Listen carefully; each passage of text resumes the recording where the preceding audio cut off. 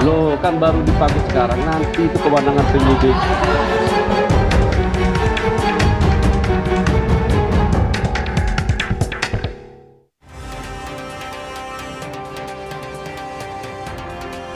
Menko Bidang Hukum, HAM, Imigrasi, dan Pemasyarakatan Yusril Iza Mahendra menegaskan penanganan perkara yang melibatkan mantan Jampitsus harus dilakukan secara hati-hati dan sesuai kaidah hukum. Menurut Yusril, profesionalisme, transparansi, dan keadilan menjadi kunci untuk menjaga kepercayaan publik terhadap proses penegakan hukum. Ia juga menekankan aparat penegak hukum harus bersikap ekstra hati-hati dalam menangani perkara tersebut agar proses penyidikan berjalan objektif dan sesuai ketentuan yang berlaku.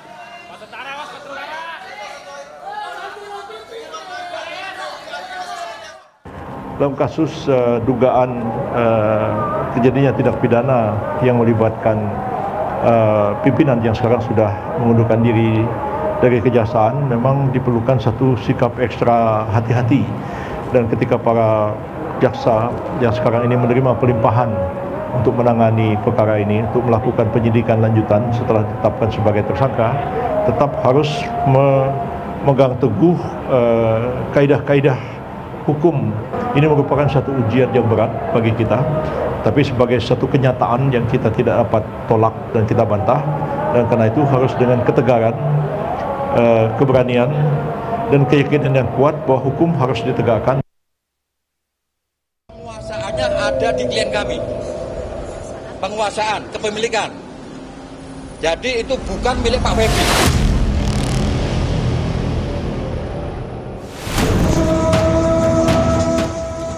Berulang kali, Don Rito, tersangka korupsi di kasus yang menyeret nama ex-Jampitsus, lewat kuasa hukumnya mengakui jika uang ratusan miliar rupiah dan emas 74 kg yang disita penyidik dalam penggeledahan di Sentul adalah miliknya.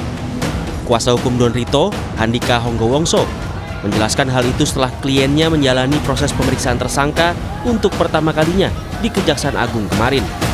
Don Rito menyebut sudah meminta izin kepada Febri untuk membuat brankas yang digunakan untuk menaruh uang falas dan emas. Kilogram emas 12 juta US dolar Singapura dan 4 juta something ya Amerika. Pada saatnya akan kami buka ke publik seluas-luasnya. Itu sudah 10 tahun informasinya nggak pernah dipakai sama Pak Febri. Tapi di 2023 dipinjam oleh si Pak Idon untuk kantor yayasan. Itu duit yang diserahkan untuk kepentingan yayasan. Dalam rangka tadi. Diserahkan oleh seorang. Ada beberapa pihak. Sebelumnya dalam penggeledahan, penyidik polisi juga sempat menemukan dan menyita foto keluarga mantan ex-Jampitsus Febri Adriansyah dari rumahnya di Sentul. Febri juga sempat mengakui rumah di Sentul adalah rumah pribadinya. Namun kemarin usai menjalani pemeriksaan, Febri melalui kuasa hukumnya Hotman Paris menyebut jika rumah tersebut adalah rumah hibah dari mertua untuk anaknya. Itu dulunya adalah rumah mertuanya. Oke, rumah mertuanya, tapi sudah lama dihibahkan ke cucu dari mertuanya. Jadi secara sertifikat itu bukan atas nama dari Febri. Itu ada buktinya. Itu di BAP tadi ditulis. Bahkan itu ke cucu kan tadi. Iya, cucu. Ke cucunya yaitu anak dari Febri. Itu sudah sertifikat atas nama dia dan itu sudah jauh sebelum kasus Asabri. Jadi bukan rekayasa. Peneliti Pukat UGM, Zainur Rohman menyebut, penyidik Kejagung harus menyelidiki aliran uang yang diklaim milik tersangka Don Rito digunakan untuk keperluan yayasan. Aliran uang ini harus dibuktikan apakah terkait dengan tindak pidana pencucian uang atau tidak. Karena ini ada operator di luar, itu memang betul ya, dan salah satunya sudah menjadi tersangka Don Rito. Pertanyaannya, apakah tidak ada operator di dalamnya? Perusahaan itu adalah alat untuk melakukan kejahatan atau alat untuk mencuci uang hasil kejahatan, harta benda hasil kejahatan. Dua-duanya itu perlu untuk didalami. Kalau itu alat melakukan kejahatan ataupun alat untuk menyembunyikan hasil kejahatan, artinya korporasi ini juga perlu untuk dijerat sebagai pelaku tindak pidana korupsi. Kini penyidik Kejagung telah menerima seluruh bukti uang dan emas hasil penggeledahan terkait dugaan kasus korupsi yang menyeret salah satu mantan Jampitsus, Febri Adriansyah. Setelah sprindik baru diterbitkan, proses hukum yang menyeret ex-Jampitsus sebagai tersangka ini harus bisa dibuktikan di persidangan. Tim Liputan, Kompas TV. Misteri berangkas berisi ratusan miliar di Sentul kini bergeser sepenuhnya ke tersangka Don Rito. Usai ia mengaku semua barang bukti di Sentul adalah miliknya. Sementara kuasa hukum ex-Jampitsus Febri mempertanyakan status klien yang sudah jadi tersangka, sementara sang pemberi suap belum ditahan. Lalu bagaimana konstruksi pengusutan 3 kasus korupsi dan TPPU ini? Kita bahas bersama pakar hukum dan kepolisian, Anton Carlian, dan juga ada peneliti Pukat UGM, Zainur Rahman. Pak Anton, Mas Zainur, selamat petang semua. Selamat petang. Baik, saya ingin ke Pak Anton terlebih dahulu bahwa kita sudah lihat Pak Anton kemarin Don Rito tiba di Kejaksaan Agung, digelandang ke hadapan publik dan langsung ditahan, tetapi berbeda dengan ex-Jampitsus yang bahkan belum menampakkan batang hidungnya. Apakah hal ini lazim untuk sebuah proses hukum, Pak Anton? Saya lebih menggarisbawahi apa yang disampaikan oleh pakar-pakar sebelumnya bahwa ini memang perlu ekstra hati-hati. Nah, di sini kenapa ada seolah-olah ada satu perlakuan yang diskriminatif? Nah, apakah perlakuan terhadap mantan Jampitsus dengan DR itu berbeda atau sama? Apakah saat ditetapkan tersangka kan minimal ada bukti permulaan yang cukup.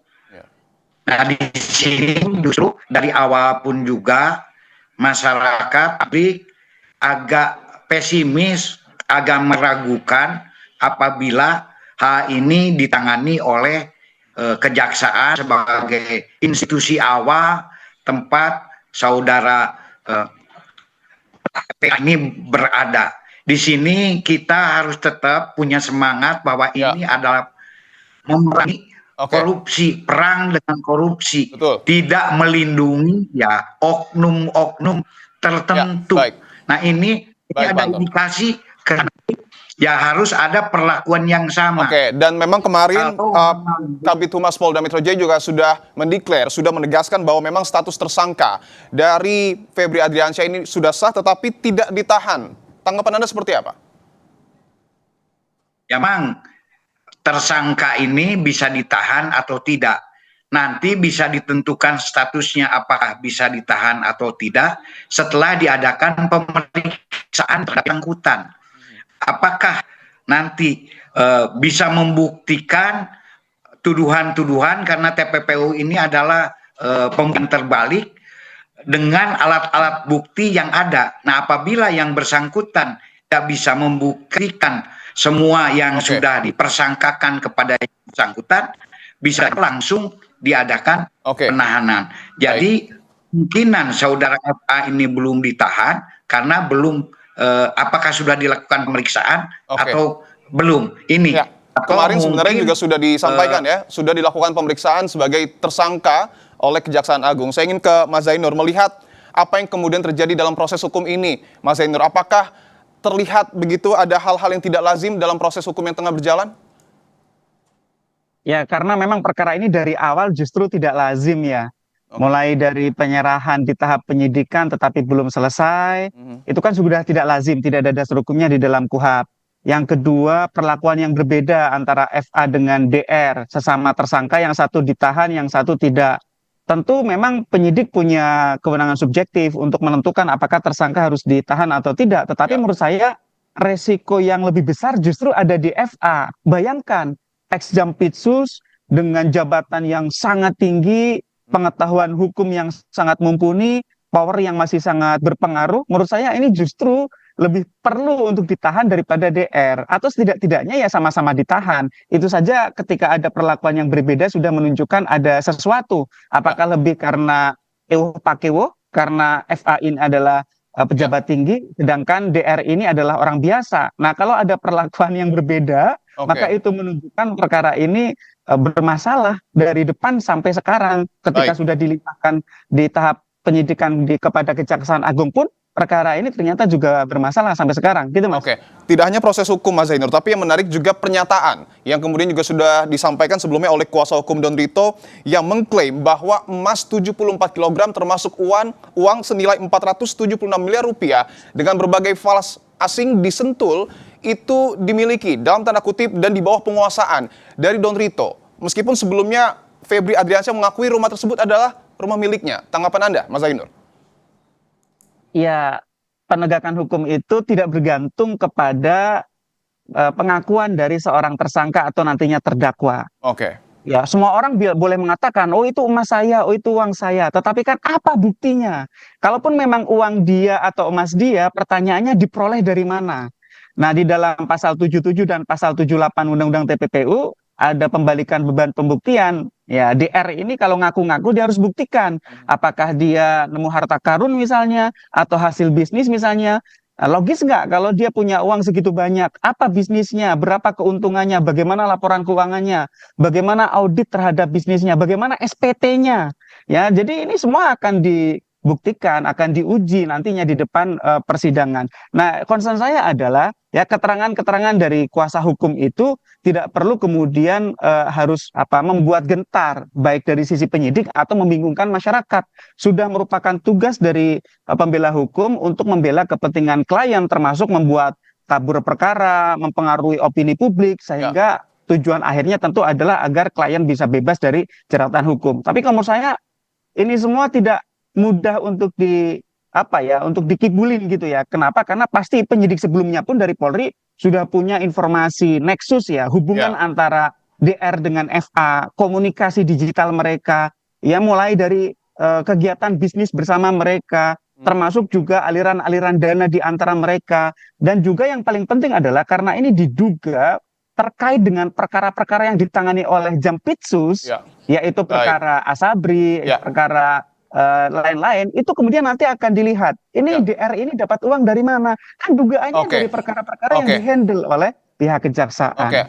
Uang termasuk juga kepemilikan emas ini yang memang harus didalami. Saya ingin ke Pak Anton, bahwa pengakuan Don Rito ini dalam tanda kutip cukup menarik perhatian ya, karena meskipun mengklaim bahwa kepemilikan emas ataupun uang tersebut digunakan untuk yayasan, tetapi kita tidak bisa mengaburkan fakta bahwa rumah tersebut milik ex-Jampitsus Febri Adriansyah. Bahkan ada foto keluarga di sana. Bagaimana penyidik Kejaksaan Agung mendalami pengakuan ini, Pak Anton?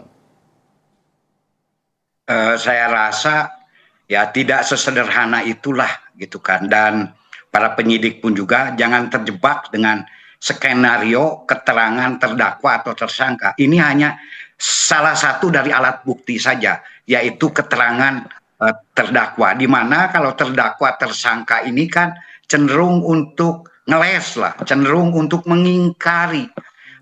Ini kan kita bisa lihat adanya barang bukti tersebut sangat-sangat janggal. Apabila memang misalkan uang itu ada di sana, bagaimana dengan LHKPN yang ada? Apakah sesuai tidak? Tadi juga bagaimana pajaknya? Juga demikian juga dengan emas misalkan. Apakah emas itu ada cap atau tidak? Karena kalau tidak ada cap, otomatis itu pun juga adalah gol emas yang ilegal. Karena kalau emas legal itu jelas ada bondnya, ada apa-apanya. Belum tadi tentang aliran dana, alur dana, follow the money itu sendiri. Itu maaf saja, penyidik sebelumnya Polri itu ini sudah 6 tahun loh. Jadi sudah terekam dengan jelas. Jadi karena ini kasus blackout, jadi jangan black-blackan gitu kan. Lebih baik belak-belakan saja gitu kan. Karena nanti makin mengingkari itu akan makin menyulitkan daripada ya tersangka itu sendiri. Dan juga hal-hal lain, misalkan ini ada kejanggalan atau ketidakwajaran, karena biasanya saya kalau menyidik itu diawali kejanggalan ini kan untuk bisnis. Kalau disimpan saja 74 kg emas dengan 543 miliar itu perlu didepositkan, kan apa susahnya? Kalau memang uang legal depositkan aja, Kenapa mesti disembunyikan di brankas? Itu Baik. per bulan itu bisa dapat 2 M. Oke. Apa yayasan tidak ingin punya profit? Oke. Nah, ini pun ada kejanggalan-kejanggalan yang memang ya tidak sesederhana itu. Tidak Silakan sesederhana saja. itu ya, Pak Anton ya.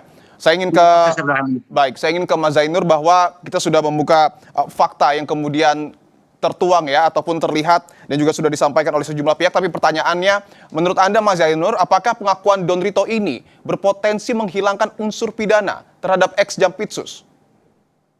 Sama sekali tidak ya. Oke. Kenapa? Karena pengakuan itu bukan satu-satunya alat bukti. Alat bukti yang sudah dikumpulkan saya percaya sudah banyak ya. Kenapa penyidik kepolisian berani menetapkan FA dan DR sebagai tersangka? Karena sudah ada 2 alat bukti. Nah, alat-alat bukti yang lain itulah yang akan digunakan oleh penyidik untuk dapat menjerat sehingga nantinya bisa dilimpahkan ke tahap penuntutan. Ya tadi ya misalnya ya, tidak semudah itu orang mengaku sebagai pemilik dari satu benda gitu ya. Oke, memang kalau memang itu adalah milik DR, pertanyaannya DR dari mana? Nah, DR dari mana itu ada bukti yang harus ditunjukkan oleh DR itu sendiri. Kalau DR tidak dapat membuktikan dengan meyakinkan, dengan logis, ya tentu itu tidak akan diterima oleh majelis hakim. Nah, karena pembuktian untuk TPPU itu terbalik, maka kemudian nanti ketika gagal membuktikan, maka si terdakwa akan diputus bersalah melakukan tindak pidana pencucian uang gitu. Nah, memang nanti yang akan lebih menantang lagi adalah ketika perkara terkait dengan korupsinya gitu. Karena kalau korupsi itu harus dibuktikan apakah ini adalah pemerasan ataukah ini adalah suap gitu ya. Kalau pemerasan itu unsur utamanya adalah bentuk paksaan. Kalau suap itu adalah meeting of mind, kesamaan maksud antara pemberi dan penerima untuk satu urusan tertentu. Nah, ini nanti akan menarik karena ini kan terkait dengan kasus Asabri gitu ya, atau Jiwasraya, atau juga kasus-kasus yang lain. Ini adalah perkara memeras pihak-pihak di dalam perkara Asabri itu kah? Ataukah ini mengambil barang bukti kah? Atau ini setoran? Atau ini seperti apa? Itu nanti sangat menarik gitu ya. Dan kalau memang itu terkait dengan perkara yang berlangsung di Kejaksaan Agung, khususnya di Jampitsus, maka penyidik nanti akan punya tantangan. Ya, 9 orang yang ditunjuk di dalam tim penyidik ini nanti akan punya tantangan untuk membongkar penanganan perkara di Jampitsus. Ya. Jadi kalau tidak dibongkar penanganan perkaranya, maka tidak bisa. Nah, itu harus dimulai dari apa? Satu dulu, agar perkara ini bisa diselesaikan, tentu yang diduga sebagai tempat terjadinya tindak pidana harus digeledah dulu dong. Oke, baik. Harus disita dulu berkas-berkasnya, harus disita dulu yang terkait dengan itu. Apa itu? Tempatnya? Gedung Bundar, tempat Jampitsus berkantor, tempat perkara Asabri Jiwasraya ditangani. Itu dulu. Pertanyaannya, berani nggak penyidik yang terdiri dari 9 orang itu menggeledah kantor dia sendiri? Itu pertanyaannya. Tentu kita akan menunggu taji ya dari 9 anggota tim penyidik khusus yang tentu harus bekerja dan mengungkap apa yang sesungguhnya terjadi di Gedung Bundar sesuai dengan pernyataan dari Mas Zainur. Terima kasih Mas Zainur Rohman dan juga Pak Anton Carlian telah bergabung di Kompas Petang.